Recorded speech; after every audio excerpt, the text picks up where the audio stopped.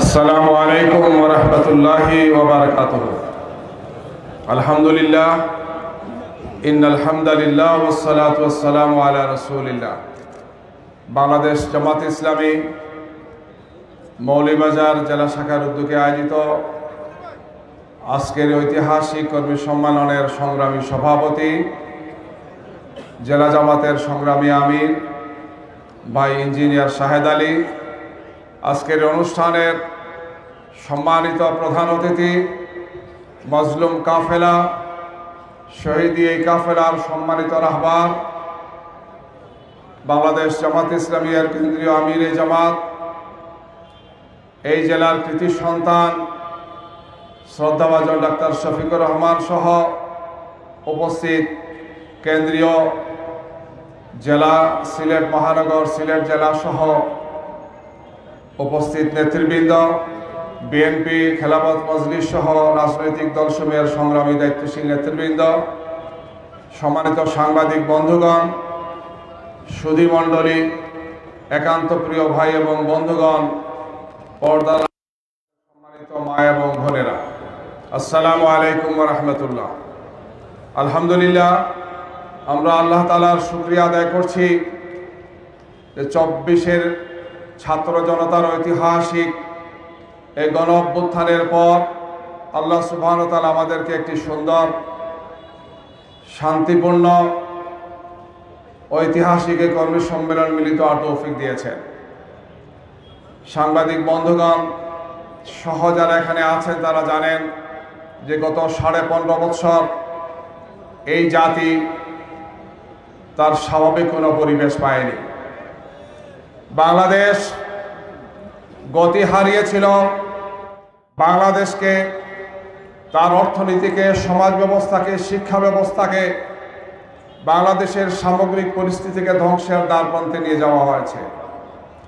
লুটেরা তন্ত্র কায়েম করা হয়েছে, স্বৈরশাসন কায়েম করা হয়েছিল।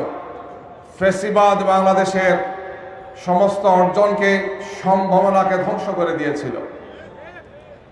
আল্লাহ তাআলার মেহেরবানি যে ছাত্র জনতার আন্দোলন, দীর্ঘ 15.5 বছরের রাজনৈতিক দলগুলোর সর্বাত্মক প্রচেষ্টা, দেশবাসীর আকাঙ্ক্ষা এবং সর্বশেষ অসংখ্য ভাই এবং বোনদের রক্ত, তাদের আত্মত্যাগ, কুরবানি, পঙ্গুত্ব বরণ, বিপুল সম্পদের ক্ষয়ক্ষতির মাধ্যমে আল্লাহ সুবহানাহু ওয়া তাআলা এই দেশকে স্বাধীন করেছেন। আমরা একটি নতুন স্বাধীন, নতুন বাংলাদেশ পেয়েছি, আলহামদুলিল্লাহ।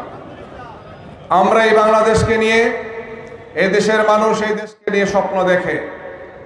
আমরা একটি সন্ত্রাস মুক্ত, দুর্নীতিমুক্ত, গুমমুক্ত বাংলাদেশের স্বপ্ন দেখি। এই বাংলাদেশ গড়ার জন্য আমরা সংগ্রাম করেছি। আমাদের যুবক তরুণরা রক্ত দিয়েছে, হাজারো মানুষ রক্ত দিয়েছে, আহত আর পঙ্গুত্বকে হাসি মুখে বরণ করে নিয়েছে। আজকে এখনো বাংলাদেশের হাসপাতালগুলোতে অসংখ্য ছাত্র তরুণরা আহত, পঙ্গু আজকে তারা কাতরাচ্ছে। দুনিয়া থেকে যারা বিদায় নিয়েছেন আমাদের অসংখ্য ভাইরা, তাদের মা বাবা, আত্মীয় স্বজন, ভাই বোন আজকে সবাই অধীর আগ্রহে অপেক্ষা করছে যে বাংলাদেশে একটি সুন্দর বাংলাদেশ হবে। আমরা সংস্কারের মাধ্যমে এবং একটি সুন্দর নির্বাচনের মাধ্যমে আমরা সেই বাংলাদেশ গড়ার জন্য এগিয়ে যাচ্ছি। এই ক্ষেত্রে আমরা যারা রাজনৈতিক দলের কর্মী আছি, যারা বিভিন্ন দায়িত্বে আছেন, সমাজ এবং রাষ্ট্রের বিভিন্ন গুরুত্বপূর্ণ দায়িত্বে যারা আছেন, আমাদের সাংবাদিক বন্ধু সহ প্রশাসন, আমলাতন্ত্রে যারা আছেন, আমাদের সবারই ঐতিহাসিক দায়িত্ব পালন করতে হবে। চক্রান্ত আর ষড়যন্ত্র আগেও ছিল, ফ্যাসিবাদ একটি অংশ বিদায় নিলেও এখনো সমাজের রন্ধ্রে রন্ধ্রে ফ্যাসিবাদের সমস্ত দূষণরা বসে আছে। এই ফ্যাসিবাদ মুক্ত বাংলাদেশ করার জন্যে একটি সুষ্ঠু সুন্দর নির্বাচনের জন্য আমরা অপেক্ষা করছি, জাতি অপেক্ষা করছে। আমরা আশা করছি ইনশাল্লাহ সামনে সেই সুন্দর পরিবেশ আমরা দেখতে পাবো, যে দেশের মানুষ আবারও একটি উৎসবমুখর পরিবেশে জাতীয় নির্বাচন, স্থানীয় নির্বাচনে অংশগ্রহণ করবে ইনশাআল্লাহ। আসুন আমরা আমাদের সম্মানিত প্রধান অতিথি গুরুত্বপূর্ণ বক্তব্য রাখবেন। আমরা তার বক্তব্যের জন্য আজকে অপেক্ষা করছি। আমরা শুধু এতটুকুই বলবো যে আজকের এই বাংলাদেশ, নতুন এই বাংলাদেশ, আমাদের স্বাধীনতা উত্তর এই বাংলাদেশকে আমরা আবার গড়তে চাই। এই ডিসেম্বর মাস এই দেশ স্বাধীন হয়েছে, আবার 24-এ সেই দেশের মানুষ রাহমুক্ত হয়েছে, বাংলাদেশ থেকে ফেসিবাদ বিদায় নিয়েছে। এই দীর্ঘ অর্ধ শতাব্দীর পরে এই বাংলাদেশকে গড়ার জন্য আবারও ছাত্র জনতাকে, দেশের সর্বস্তরের মানুষকে কাঁধে কাঁধ মিলিয়ে দল মত নির্বিশেষে, ধর্ম বর্ণ নির্বিশেষে আমরা সবাই এই দেশকে গড়ার জন্য এগিয়ে যেতে চাই। কোনো চক্রান্তর ষড়যন্ত্র আর মাথাচাড়া দিতে পারবে না ইনশাআল্লাহ। এই জাতি অত্যন্ত সাবধান আছে। বিভিন্ন সময় গত 4.5 মাসে বিভিন্ন ধরনের চক্রান্তর ষড়যন্ত্র হয়েছে, কোনো ষড়যন্ত্রই সফল হতে পারেনি, সামনেও সফল হবে না।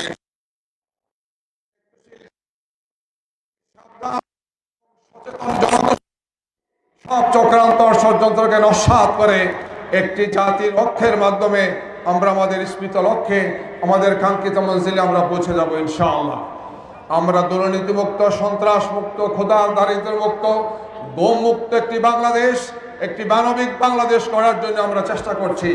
আল্লাহ সুবহানাহু ওয়া তাআলা এই দেশবাসীকে সাথে নিয়ে আমরা সবাই মিলে যাতে সেই বাংলাদেশ করতে পারি সেই প্রত্যয় ব্যক্ত করে, সেই আহ্বান সবাইকে জানিয়ে মৌলভীবাজারের আমাদের দায়িত্বশীল নেতৃবৃন্দ, জনশক্তি, মৌলভীবাজারের সর্বস্তরের ভাই বোনদেরকে নিয়ে, সর্বস্তরের মানুষকে নিয়ে আমরা সেই লক্ষ্যে এগিয়ে যাব, সেই উদাত্ত আহ্বান জানিয়ে আপনাদের সবাইকে মোবারকবাদ জানিয়ে আমাদের সম্মানিত প্রধান অতিথির দিক নির্দেশনামূলক বক্তব্য আপনারা শুনবেন।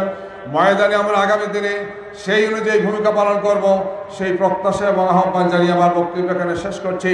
বাংলাদেশ জিন্দাবাদ, বাংলাদেশ জামাত ইসলামী জিন্দাবাদ। আসসালামু আলাইকুম ওয়া রাহমাতুল্লাহি ওয়া বারাকাতুহু।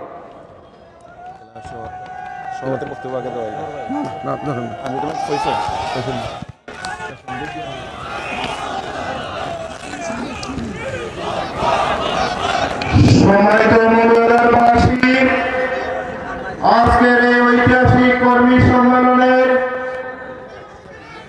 মোহতারাম প্রধান অতিথির সম্মতিক্রমে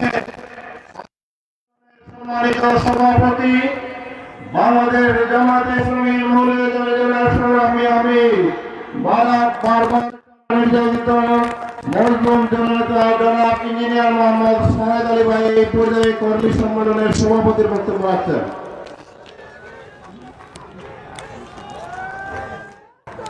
আলহামদুলিল্লাহ রাব্বিল আলামিন, আসসালাতু ওয়াসসালামু আলা রাসূলিল কারীম ওয়া আলা আলিহি ওয়া আসহাবিহি ওয়া আহলি বাইতি আজমাইন। বাংলাদেশ জামাত মৌলভীবাজার জেলার উদ্যোগে আয়োজিত আজকের এই কর্মী সম্মেলনের সম্মানিত প্রধান অতিথি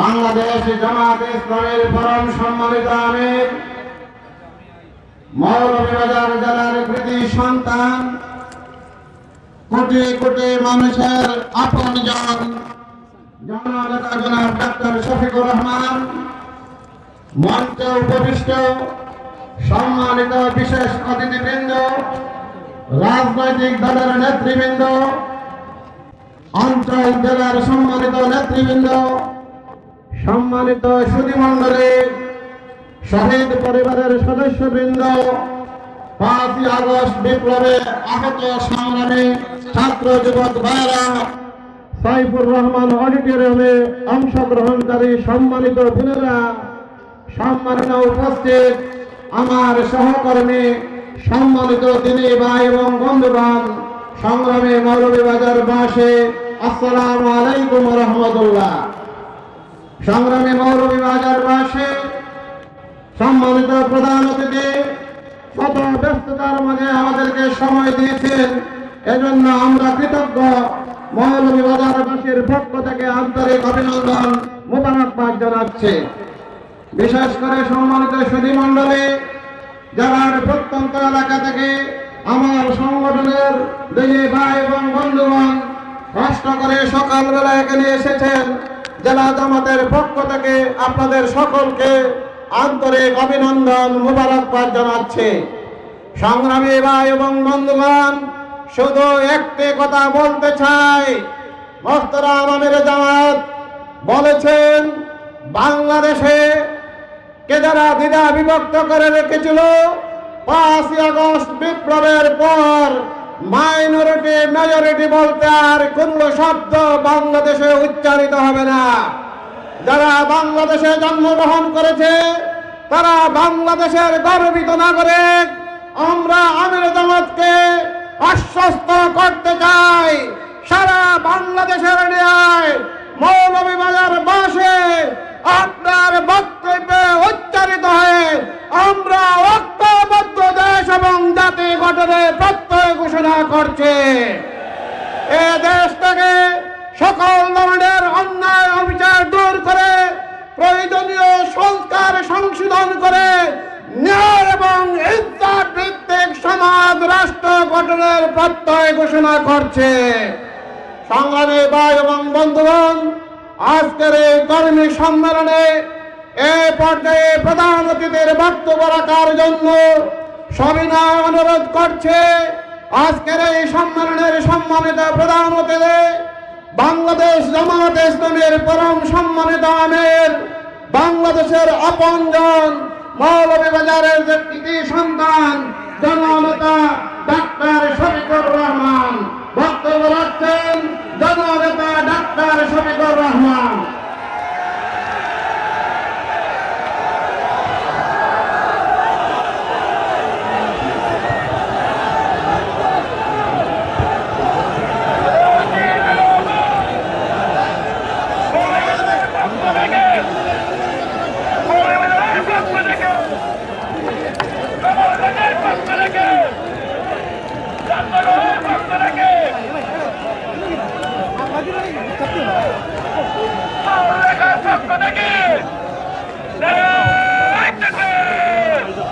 আসসালামু আলাইকুম ওয়া রাহমাতুল্লাহ। সালামের জবাব দেওয়া কিন্তু ওয়াজিব। আসসালামু আলাইকুম ওয়া রাহমাতুল্লাহ। মাশাআল্লাহ, আলহামদুলিল্লাহি রাব্বিল আলামিন ওয়াসসালাতু ওয়াসসালামু আলা রাসূলিহিল কারীম ওয়া আলা আলিহি ওয়া সাহবিহি ওয়া আহলি বাইতি আজমাইন, আম্মা বা'দ। বাংলাদেশ জামাত ইসলামী আমার প্রিয় জন্মস্থানের জেলা মৌলভীবাজার জেলা শাখা কর্তৃক আয়োজিত আজকের এই বিশাল কর্মী সম্মেলনের সম্মানিত সভাপতি, মৌলভীবাজার জেলা শাখার সম্মানিত আমির স্নেহভাজন ইঞ্জিনিয়ার শাহেদ আলী, মঞ্চে বসা বাংলাদেশ জামাতে ইসলামীর কেন্দ্রীয় সহকারী সেক্রেটারি জেনারেল, নির্বাহী পরিষদের অন্যতম সদস্য অ্যাডভোকেট এহসানুল মাহবুব জুবায়ের, আঞ্চলিক স্থানীয় নেতৃবৃন্দ, বন্ধু সংগঠন সমূহের সম্মানিত নেতৃবৃন্দ, শহীদ পরিবারের গর্বিত সদস্যবৃন্দ, 24-এর স্বাধীনতা এবং গণবিপ্লবের নায়ক আমার আহত বন্ধুগণ, প্রিয় সহকর্মী ভাই ও বোনেরা, সাংবাদিক বন্ধুরা, প্রিয় মৌলভীবাজারবাসী, আল্লাহ তাবারক ওয়া তাআলার শুকরিয়া আদায় করছি রব্বুল আলামিন মুক্ত পরিবেশে আজ এমন একটি সম্মেলন প্রশান্তির সাথে আমাদেরকে অনুষ্ঠান করার তৌফিক দান করেছেন। সেই মহান রবের দরবারে প্রাণ খুলে শুকরিয়া আদায় করি, আলহামদুলিল্লাহ। আমি শ্রদ্ধা জ্ঞাপন করি এই পরিবেশ সৃষ্টি করার জন্য যে সমস্ত তরুণ তরুণী, ছাত্র সমাজ বুক পেতে জালিমের ভুলের বুকে রুখে নেওয়ার জন্য রাস্তায় দাঁড়িয়ে স্লোগান দিয়েছিল, বুকের ভিতরে তুমুল ঝড়, বুক পেতেছি গুলি কর। এই তুমুল ঝড়টা ছিল 15.5 বছর একটি ফ্যাসিস্ট সরকার জাতির ঘাড়ে চেপে বসে জাতির সকল অধিকার কেড়ে নিয়েছিল, দেশকে কার্যত শ্মশান কিংবা গুরুস্থানে পরিণত করেছিল।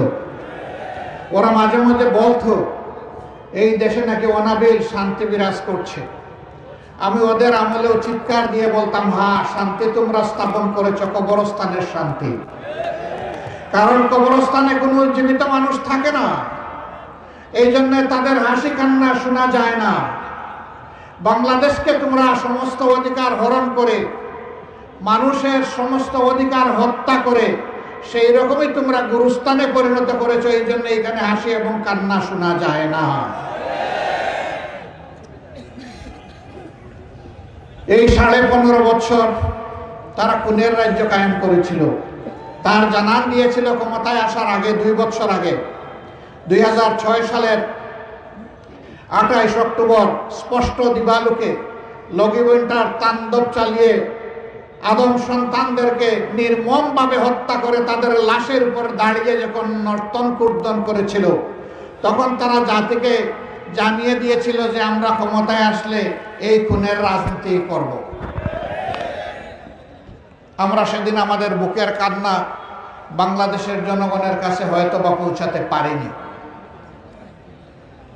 বহু কায়দা করে মঈন ফখরের একটি জঘন্য সরকারের হাত ধরে পিছনের দরজায় বোঝাপড়া করে নির্বাচনী ইঞ্জিনিয়ারিং করে তারা 2008 সালের 29 ডিসেম্বর যে নির্বাচন হয়েছিল, সেই নির্বাচনে তারা জয়লাভ করেছিল। 9 সালের 10 জানুয়ারি থেকে ক্ষমতায় বসেই সেই খুনের নেশা বাস্তবায়নের কর্মসূচি তারা হাতে নেয়। সর্বপ্রথম তারা খুন করে আমাদের 57 জন কমিটেড দেশপ্রেমিক চৌকস সেনা অফিসারকে বিডিআর সদর দপ্তর পিলখানায়। 25 এবং 26 ফেব্রুয়ারি ক্ষমতায় আসলো 10 জানুয়ারি। 2টা মাসও যেতে না যেতে খুনের রাজত্ব তারা কায়েম করা শুরু করে দিল। সেনাবাহিনীর মনোবল ভেঙে দিল। বিডিআরকে ধ্বংস করে সেই বাহিনীর 17,500 সদস্যকে চাকরিচ্যুত করলো, 8,500কে জেলে নিল। জেলের ভিতরে এ পর্যন্ত 350 অধিক তারা মারাই গেল। আমাদের গর্বের এই বাহিনীটা ধ্বংস হলো। ক্ষমতায় যাওয়ার সিঁড়ি হিসাবে তাদেরকে ব্যবহার করে, চক্রান্ত করে তাদেরকে ধ্বংস করে দেয়। আমাদের গর্বিত এই বাহিনীর নাম বদলে এখন বিজিবি রাখা হয়েছে। আগে ছিল আমাদের নামের সাথে একটা সৌর্য বাংলাদেশ রাইফেলস, এখন নাম দিয়েছে বর্ডারের চৌকিদার। লোগো বদলিয়েছে, ড্রেস বদলিয়েছে, নাম বদলিয়ে ফেলেছে। কারা এগুলা করবে? কারা হত্যাকারী ছিল? জাতিকে জানতে দেওয়া হলো না, লুকোচুরি করা হলো। রাতের অন্ধকারে বিদ্যুতের আলো কেড়ে নিয়ে অন্ধকার করে খুনিদেরকে পালিয়ে যাওয়ার সুবিধা করে দেওয়া হলো। একটা বিশেষ দেশের প্লেন সেদিন কেন এসেছিল ঢাকায়? এরপরে হঠাৎ করে উধাও হয়ে গেল কিভাবে? তার জবাব স্বৈরাচারী সরকাররা না দিলেও একদিন তাদেরকে দিতে হবে। আমরা সেই হত্যাকাণ্ডের বিচার চাই। এরপরেই শুরু হলো তাদের তাণ্ডব। তাদের প্রথম লক্ষ্যবস্তু বানাইল জামাতে ইসলামীকে, যারা পরীক্ষিত দেশপ্রেমিক, যারা তাদের সততায় দেশবাসীকে মুগ্ধ করেছিলেন, দক্ষতার স্বাক্ষর রেখেছিলেন দায়িত্বের পরতে পরতে। সেই সমস্ত ঠান্ডা মাথায় মিথ্যা অভিযোগ এনে, সাজানো কোর্ট, পাতানো সাক্ষী দিয়ে এবং ব্রাসেলস থেকে রায় এনে সেই সমস্ত নেতৃবৃন্দকে খুন করা হলো, ফাঁসি দেওয়া হলো। কাউকে কাউকে তিলে তিলে মৃত্যুর দিকে ঠেলে দেওয়া হলো। তারা জেলের ভিতরে ইন্তেকাল করলেন। আল্লাহ তাআলা তাদের সকলকে মর্যাদাবান শহীদ হিসাবে কবুল করুন। আমরা তখন আমাদের বন্ধু সমস্ত রাজনৈতিক সংগঠনকে বলেছিলাম, এটি জামাতের উপর আঘাত নয়, এটি বাংলাদেশের স্বাধীনতা সার্বভৌমত্বের উপর আঘাত। স্বাধীনতা সার্বভৌমত্বের এই বিশাল দেয়াল ভেঙে দিলে বাকি সবাই বেসে যাবেন, কেউ টিকতে পারবেন না। আমাদের পাশে দাঁড়ান, ফ্যাসিজমকে সম্মিলিতভাবে আমরা মোকাবেলা করি। আফসোস আমরা কথাগুলা বুঝাইতে পারি না। সবাই মিলে একসাথে সেই যুদ্ধটা করতে পারলাম না। তারপরের ইতিহাস আপনাদের সামনে পরিষ্কার। তারা আর কাউকে ছাড়লো না, এক এক করে সবাইকে ধরলো। বিএনপিকে ধরলো, হেফাজতকে ধরলো, আলিম উলামাকে ধরলো, অন্যান্য দলকে ধরলো, কাউকেই তারা ছাড় দিল না। এমনকি এই যে সাংবাদিক বন্ধুরা আজকে এসেছে এখানে আমাদের নিউজ কভার করতে, তাদেরকেও ধরলো, তাদেরকে খুন করলো, তাদেরকেও আমাদের সাথে গুম করলো, তাদেরকেও আয়না করে পাঠালো, তাদেরও কাউকে ধরে ভারতের বর্ডারের ওপারে নিয়ে ফেলে দিল। এইভাবে সারাটা দেশকে তারা নরকে পরিণত করেছে। 15.5 বছর দফায় দফায় অনেক আন্দোলন সংগ্রাম আমরা করেছি, কিন্তু সেই আন্দোলনের পরিসমাপ্তি আমরা ঘটাতে পারিনি। স্বৈরাচারকে আমরা তাড়াতে পারিনি, ওদেরকে বিদায় করতে পারিনি। আমি গর্বিত আমাদের সন্তানেরা সেই কাজটি পেরেছে। আমি আমাদের সন্তানদেরকে ভালোবাসা উপহার দিচ্ছি, শ্রদ্ধা জ্ঞাপন করছি, কৃতজ্ঞতা জানাচ্ছি, জাতির পক্ষ থেকে তাদেরকে স্যালুট জানাচ্ছি। আল্লাহ তাআলার সাহায্যে তারা একটা অসাধ্যকে সাধন করেছে। এরকম সন্তান পেয়ে জাতি গর্বিত। ইনশাআল্লাহ আগামীর বাংলাদেশ আমরা তাদের হাতে তুলে দেব ইনশাআল্লাহ। প্রিয় মৌলভীবাজারবাসী, ব্যাংক, বিমা সেক্টর, কর্পোরেশন, আর্থিক সকল খাত লুটে পুটে শেষ করে দিয়ে এই দেশের মানুষের কষ্টের অর্জিত গচ্ছিত আমানত সব কিছু গিলে ফেলে তারা নিজেরা পালানোর আগে সব কিছু বিদেশে পাচার করেছে। পালায় কারা? পালায় গুরুতর সন্ত্রাসী এবং অপরাধীরা। যে দেশকে ভালোবাসে, যে জনগণকে ভালোবাসে, সে কখনো পালায় না। হ্যাঁ, গালগোরা বলে দিয়েছিলেন সেই চুপ ডাকাতের লিডার যে আমি অমুকের মেয়ে, আমি পালাবো না।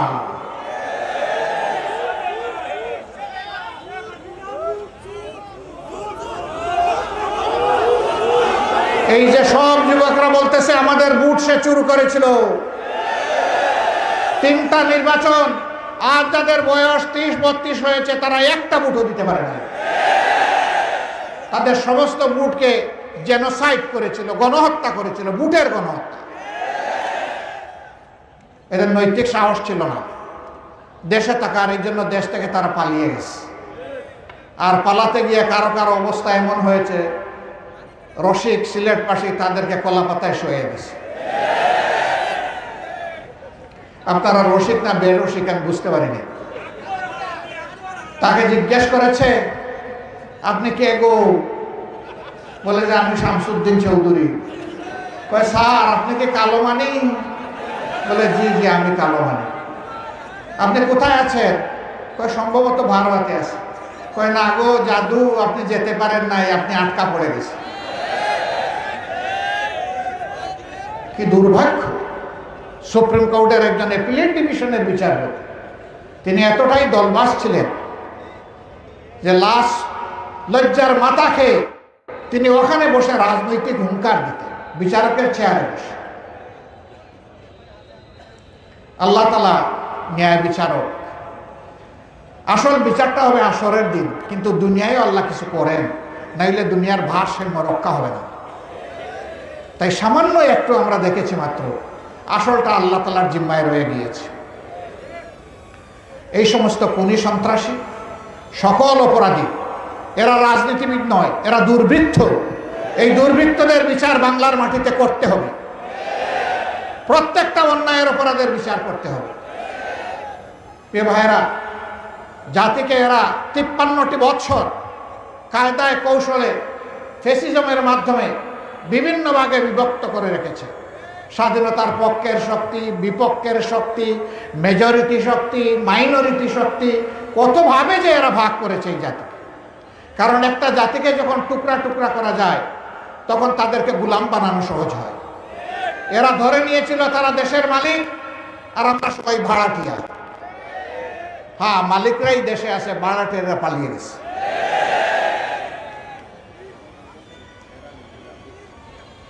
আমরা 5 তারিখের এই বিশাল নিয়ামত আল্লাহর পক্ষ থেকে আল্লাহ উপহার দিলেন এই জাতিকে, সাথে সাথে আমরা জাতিকে, আমাদের সহকর্মীদেরকে আহ্বান জানিয়েছিলাম, আমরা দেশকে ভালোবাসি, এদেশের মানুষকে ভালোবাসি, অতএব আমাদেরকে দায়িত্বশীলতার পরিচয় দিতে হবে। আপনারা শান্ত থাকুন, ধৈর্য ধরুন এবং দেশকে তার জায়গায় ফিরিয়ে আনতে সহযোগিতা করুন। আলহামদুলিল্লাহ, জনাব ওবায়দুল কাদের মুখে ভেঙচি কেটে কেটে বলতেন, আওয়ামী লীগ যদি ক্ষমতায় থেকে যায় ভাই, সেও আশরাফুল মখলুকাত, খাওয়া বলিয়েন না ভাই। তিনি বলতেন আওয়ামী লীগ ক্ষমতা হারালে দুই দিনের মাথায় 5 লক্ষ লোককে খুন করা হবে। কে খুন করবে? বিএনপি জামাত খুন করবে। আমি আপনাদের কাছে জিজ্ঞেস করতে চাই, 5 তারিখের পরে 2 দিনে কি বাংলাদেশে 5 লক্ষ মানুষকে খুন করা হয়েছে? কেন হয়নি? কারণ যাদেরকে তারা দোষ দিত তারা এই দেশকে ভালোবাসে। তাদের কোনো দিদির বাড়ি নাই, তাদের কোনো মাসির বাড়ি নাই, তাদের কোনো স্বামীর বাড়িও নাই। এই দেশই আমাদের প্রিয় বাংলাদেশ। এই দেশ নিয়েই আমরা, আল্লাহ তাআলা এখানে পয়দা করেছেন, গর্বের সাথে এই দেশ নিয়ে আমরা বাঁচতে চাই। তারা দায়িত্ব জ্ঞানহীন, কাণ্ড জ্ঞানহীন হলেও জাতি দায়িত্ব জ্ঞান সম্পন্ন জাতি প্রমাণ দিয়েছে দেশকে, মানুষকে আমরা ভালোবাসি। তিনি যে দেশে আশ্রয় নিয়েছেন তারা আমাদের প্রতিবেশী। প্রতিবেশীর প্রতি সম্মান রেখে বলতে চাই, আপনারা শান্তিতে থাকুন, আমরা চাই, আমাদেরকে আপনারা শান্তিতে থাকতে দিন। আপনাদের পাক করে কি পাকাবেন আমরা জিজ্ঞাসা করি না, আমাদের পাক করে উঁকু মেরে পাকানোর চেষ্টা করবেন। আমাদেরকে আপনারা সাম্প্রদায়িক সম্প্রীতির কথা বলেন, ভালো, আপনাদের নিজের চেহারা আয়নাতে একটু এর আগে দেখে নিন। আপনারা সেখানে যাদেরকে মাইনরিটি বলেন তাদের সাথে আপনারা কি আচরণ করেন। আমাদেরকে সাম্প্রদায়িক সম্প্রীতির সবক দিতে হবে না। যুগ যুগ ধরে এই দেশ সাম্প্রদায়িক সম্প্রীতির দেশ। এই দেশের মানুষ প্রমাণ দিয়েছে, সমস্ত রাজনৈতিক ধর্মীয় সংগঠন প্রমাণ দিয়েছে, আলিম উলামা প্রমাণ দিয়েছেন। 5 তারিখ থেকে 4 দিন এই দেশে কোনো সরকার ছিল না, অনেক দুর্ঘটনা ঘটে যাওয়ার সম্ভাবনা ছিল। দায়িত্ব নিয়ে আমরা আমাদের ভলান্টিয়ারদেরকে বলেছিলাম, যাও মানুষের পাশে দাঁড়াও। সকল ধর্মাবলম্বীদের উপাসনালয় তার কাছে পবিত্র, তার আজকে আমাদের পক্ষ থেকে তার পাহারা বসাও। বৃষ্টিতে ভিজে রোজে শুকিয়ে একটানা 15 দিন আমাদের ভলান্টিয়াররা সেই কাজ করেছেন। একটানা 15 দিন এই গুরুদায়িত্ব তারা পালন করেছেন। আলহামদুলিল্লাহ, আল্লাহর শুকর, মাদ্রাসার উস্তাদরা রাস্তায় নেমেছেন, পাহারা দিয়েছেন, ছাত্র রাস্তায় নেমেছে, পাহারা দিয়েছে, সাধারণ জনগণ রাস্তায় নেমেছে, পাহারা দিয়েছে, হাতে হাত ধরে বলেছে এই দেশ সাম্প্রদায়িক সম্প্রীতির দেশ। আমরা কোনো দুষ্কৃতিকারীকে এখানে কোনো মতলব হাসিল করতে দেব না। প্রিয় ভাইয়েরা, আমরা ঘোষণা করেছি আমাদের দেশে কোনো মেজরিটি মাইনরিটি নাই। আল্লাহ তাআলা যাদেরকে এই দেশের মেহরবানি করে নাগরিক বানিয়েছেন, আমরা সকলে সমান মর্যাদা ভোগ করতে চাই। নাগরিক হিসাবে আমরা সমান অধিকার ভোগ করতে চাই। আমরা এও বলেছি, এটাও আমরা চাই না দেশে একটা পরিবর্তন হলেই বিভিন্ন ধর্মের উপাসনালয় পাহারা বসাতে হবে, এটাও চাই না। এমন একটি সামাজিক নিরাপত্তা বলয় আমরা গড়ে তুলতে চাই যেখানে মন্দির, মসজিদ, প্যাগোডা, চার্চ, মঠ কিছুই পাহারা দেওয়ার প্রয়োজন হবে। মানুষের বিবেক সব কিছুকে পাহারা দেবে। সম্মানিত ভাই ও বন্ধুগণ, ওরা তো গেল, সবকিছু শেষ করে গেল, কিন্তু আফসোস এই জাতির কেউ ওদের বদ হাসলতগুলা নিজেরা এখন ধারণ করেছে। আপনারা ইশারায় বুঝতেই পারেন, কারণ মৌলভীবাজারের মানুষ খুব সতর্ক মানুষ, ভাঙ্গা বলার দরকার নাই। আমি আমার দেশের ওই সমস্ত মানুষকে আহ্বান জানাবো, একটু শহীদদের রক্তের প্রতি সম্মান দেখান, মেহেরবানি। আমার পঙ্গু ভাই বোনদের প্রতি সম্মান দেখান। যে মা 10 মাসের সন্তান কুলে নিয়ে রাস্তায় নেমে এসেছিলেন, 4 তারিখে সাংবাদিক তাকে জিজ্ঞেস করেছিল, মা আপনি সাংঘাতিক কাজ করেছেন, এই অবুঝ শিশুকে কুলে নিয়ে আপনি কেন এই গুলির সামনে এসেছেন? তিনি বলেছিলেন, সন্তান আমার একটা নয়, এখন রাস্তায় যত যুবক যুবতী আছে সবগুলো আমার সন্তান। সুতরাং ওই সন্তানদের প্রতি সংহতি জানাতে আমি এখানে এসেছি। বন্ধু সাংবাদিক আবার প্রশ্ন করেছে, যদি আপনার জীবনের সন্তানের জীবনের কোনো ক্ষতি হয়, বলে যে 2 জনই শহীদ হয়ে যাবে। 7 বছরের একটা শিশু, ও হাতের মধ্যে ইটের টুকরো নিয়ে পুলিশকে তাড়া করছে। তার সিনিয়ররা তাকে ধরে এনে বলছে, এই তুমি এখানে এসেছো? বলে যে আমি আন্দোলন করতে এসেছি। কেন তুমি আন্দোলন করবা? বলে ওরা আমার ভাইকে খুন করেছে। কে তোমার ভাইকে? বলে আবু সাইদ আমার ভাই। বলে তোমার বাড়ি কি রংপুর? কয় না, আমার বাড়ি ঢাকায়। তাইলে আবু সাইদ তোমার ভাই হয় কিভাবে? জাতির জন্য যে লড়াই করবে সেই তো আমার ভাই। তাকে বলেছে, ছোট মানুষ তুমি চলে যাও, আমরা আন্দোলন করব। কয় রাখেন আপনার আন্দোলন আপনি করেন, আমাকে আমার আন্দোলন করতে দেন। যদি তোমার বুকে গুলি আসে, কই আমিও শহীদ হয়ে আমার ভাইয়ের সাথে শরীক হয়ে যাব। অতএব আন্দোলনের ককপিটে বসা ছিল আমাদের সন্তানেরা, আর আবাল বৃদ্ধ বনিতা সকলেই বলেছিল আমরা আছি তোমাদের পাশে।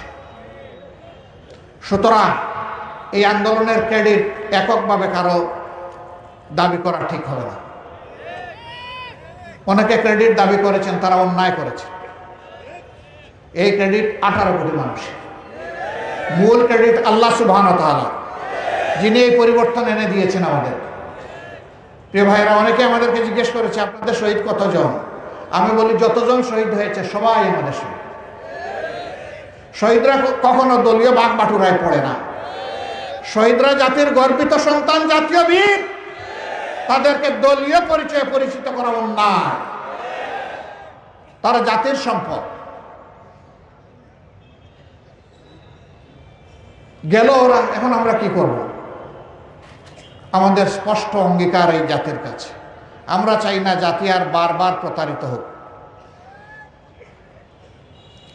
আমরা চাই ঘুষ, দুর্নীতি এবং চাঁদাবাদ মুক্ত একটা বাংলাদেশ। বলবে আপনারা পারবেন, তার প্রমাণ কি? 2টো প্রমাণ। 2001 থেকে 6 সাল প্রিয় সংগঠনের 2 জন শীর্ষ দায়িত্বশীল নেতা 3টা মন্ত্রণালয়ে তারা জাতিকে সেবা দিয়েছেন। আল্লাহর মেহেরবানি, তাদের কোনো নিকৃষ্ট দুশ্মনও সেই 3 মন্ত্রণালয়ে তাদের দায়িত্ব পালনকালীন সময়ে কোনো দুর্নীতি আবিষ্কার করতে পারে নাই। 2 নম্বর প্রমাণ, এত যন্ত্রণা, এত কষ্ট বুকে চেপে নিয়ে যেখানে আমাদের শীর্ষ 11 জন নেতাকে খুন করা হয়েছে, সবগুলো অফিস আমাদের তালাবদ্ধ করে রাখা হয়েছে, আমাদের বাড়িঘর বুলডোজার দিয়ে গুড়িয়ে দেওয়া হয়েছে, যেখানে আমাদের নিবন্ধন কেড়ে নেওয়া হয়েছে, বেদিশা হয়ে শেষ পর্যন্ত আমাদেরকে নিষিদ্ধ ঘোষণা করেছে। এত যন্ত্রণা বুকে নিয়ে আমরা বলেছি এই দেশকে আমরা ভালোবাসি, এই মানুষকে আমরা ভালোবাসি। আমরা ব্যক্তিগতভাবে কোনো প্রতিশোধ নেব না, তবে আমরা প্রত্যেকটি অন্যায় এবং অপকর্মের বিচার হোক তা দাবি করতেই থাকব। প্রিয় ভাইয়েরা, এরপরে আমরা চাইলে বোধহয় কিছু কিছু হলেও চাঁদাবাজি করতে পারতাম, কিছু দখল নিতে পারতাম, কিন্তু আমরা এটা আমাদের জন্য হারাম মনে করি। আলহামদুলিল্লাহ, আমাদের কর্মীরা সেই দায়িত্বশীলতা, সহকর্মীরা পরিচয় দিয়েছেন। ভাই ও বোনেরা, আজকে যারা এখানে শরীক হয়েছেন এই সম্মেলনে, আপনাদের ধৈর্যের পরীক্ষা শেষ হয়নি। প্রিয় বাংলাদেশ গড়তে হলে আরো বেশি ধৈর্যের জন্য আপনাদেরকে প্রস্তুত হতে হবে। আপনারা কি পারবেন? আমরা জাতিকে কথা দিচ্ছি, আমাদের এই ভাই বোনদের এই হাতগুলো সত্যি আল্লাহকে সাক্ষী রেখে আমরা হাত তুলেছি। ইনশাআল্লাহ এই জাতির খেদমতের আল্লাহ সুযোগ দিলে আমরা একটা সাম্যের বাংলাদেশ গড়ে তুলব। আমরা বৈষম্যকে নির্বাসনে পাঠাবো। আমরা মেধার স্বীকৃতি প্রদান করব। আমরা পলিটোক্রেসি নয়, মেরিটোক্রেসির ভিত্তিতে একটা জাতি গঠন করব। আমরা যুবকদেরকে শিক্ষা দিয়ে বেকারের হাত বানাবো না, যুবকদের হাতকে কর্মীর হাতে পরিণত করব ইনশাআল্লাহ। এই দেশে নারী পুরুষ নির্বিশেষে যার যার যোগ্যতা অনুযায়ী তার তার কর্মক্ষেত্রে সে কাজ করবে। এখানে ধর্ম বিবেচনায় নেওয়া হবে না, এখানে লিঙ্গ বিবেচনায় নেওয়া হবে না। যার যেখানে কাজ করার ক্ষেত্র এবং উপযুক্ততা রয়েছে তাকে সেখানে পরিবেশ তৈরি করে দেওয়া হবে। একটা সুষ্ঠু পরিবেশ চাই আমাদের এই জাতি। এই যুদ্ধ শুধু আমরা একা করি নাই, প্রবাসে যারা আছেন সমান তালে তারা আমাদের সাথে যুদ্ধ করেছেন। মৌলভীবাজার একটা প্রবাসী বহুল এলাকা, তাদের সবাইকে আমরা কৃতজ্ঞতা এবং ধন্যবাদ জানাই।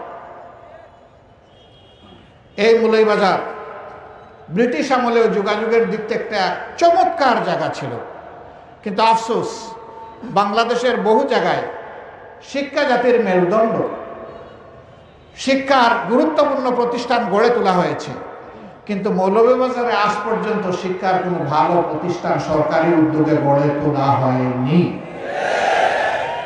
এখানে কোনো বিশ্ববিদ্যালয় নেই, এখানে কোনো মেডিকেল কলেজ নেই, এখানে কোনো ইঞ্জিনিয়ারিং কলেজ নেই, এখানে কোনো এগ্রিকালচার বিশ্ববিদ্যালয় নেই। কেন? মৌলভীবাজার কি অপরাধ করেছে? এই দেশের ক্ষেত্রে কি মৌলভীবাজারের কোনো অবদান নেই? উন্নয়নে কোনো অবদান নেই? এই মৌলভীবাজারের একজন কৃতি সন্তান, যিনি একজন সফল অর্থনীতিবিদ এবং অর্থমন্ত্রী ছিলেন, সারা দেশকে তিনি সমান চোখে দেখেছেন। হয়তোবা নিজের এলাকার দিকে তিনি মনে করেছেন যে আমি যদি কিছু করি মানুষ বলবে যে সব আমার এলাকায় নিয়ে গেছি গোপালগঞ্জের মতো। তাকে শ্রদ্ধা জানাই। তিনি যা পেরেছেন করেছেন, আমাদেরকে রাস্তা দেখিয়েছেন। বর্তমান সরকারের কাছে আমাদের দাবি, আপনারা যদি এক নাকি আর একটি গুরুত্বপূর্ণ শিক্ষা প্রতিষ্ঠানের সিদ্ধান্ত নেন, সেটা যেন মৌলভীবাজারকে দিয়ে শুরু হয়।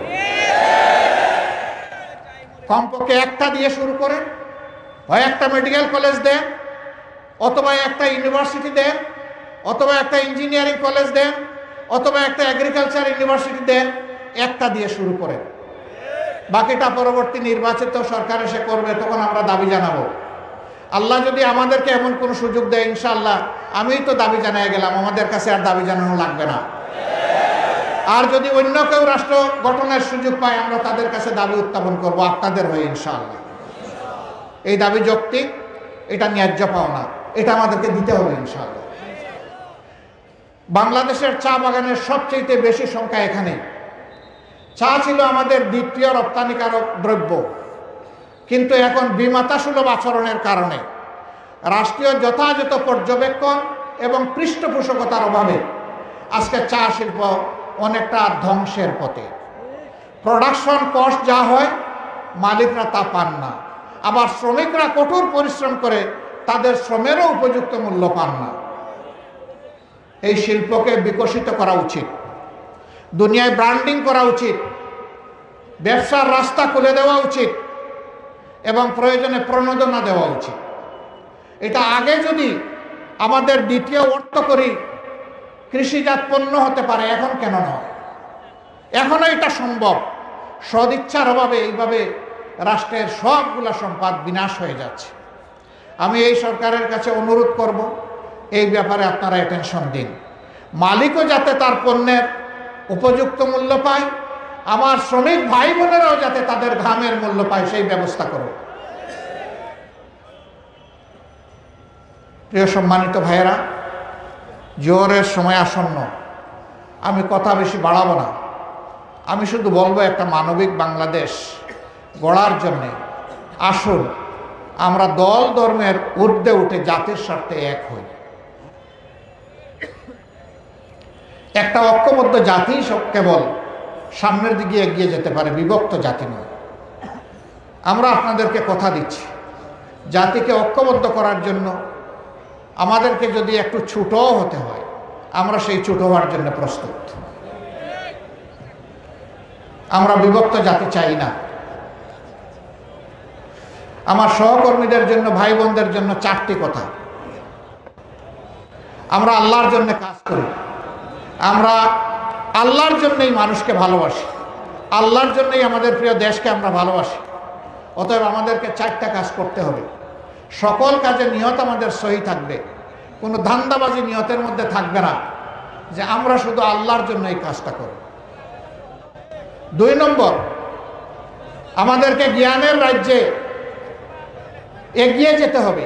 দুনিয়ায় যে জাতি শিক্ষায় জ্ঞানে অগ্রসর, সেই জাতি দুনিয়াকে কিছু ভালো দিতে পারে।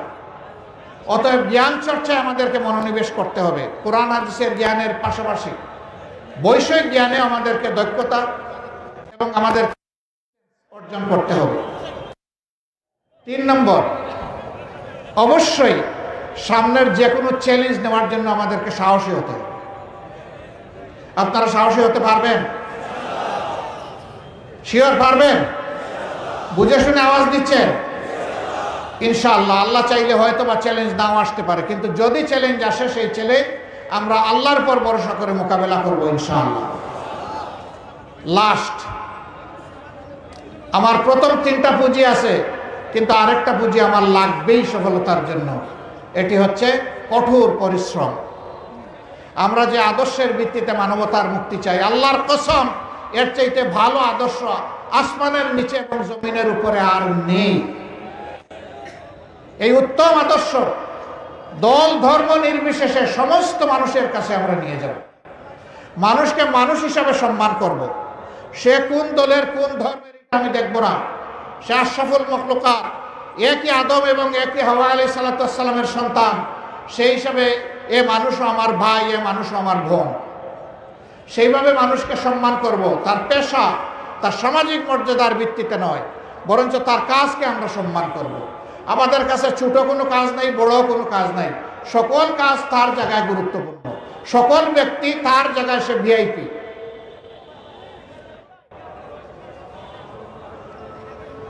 আমি আপনাদের সকলকে আজকের এই সম্মেলন সফল করার জন্য আমার পক্ষ থেকে আন্তরিক কৃতজ্ঞতা জানাচ্ছি। নতুন বাংলাদেশ, মানবিক বাংলাদেশ গড়ার জন্য আসুন আমরা 18 কোটি মানুষের 36 কোটি হাতকে একত্রিত করি এবং আমরা আওয়াজ তুলি। বিভেদ নয়, ঐক্য চাই। অন্য দেশ নয়, প্রিয় দেশ নিয়ে বাঁচতে চাই। কারো গোলামি নয়, মর্যাদার সাথে বাঁচতে চাই। সেই বাংলাদেশই আমরা গঠন করতে চাই। আল্লাহ তাআলা আমাদের এই অঙ্গীকারকে কবুল করুন এবং অঙ্গীকার পূরণে আমাদেরকে সহায়তা করুন। আরেকবার মহান মওলার শুকরিয়া আদায় করে আমার বক্তব্য এখানেই শেষ করছি। আল্লাহ হাফেজ। বাংলাদেশ জিন্দাবাদ। বাংলাদেশ জামাতে ইসলামী জিন্দাবাদ।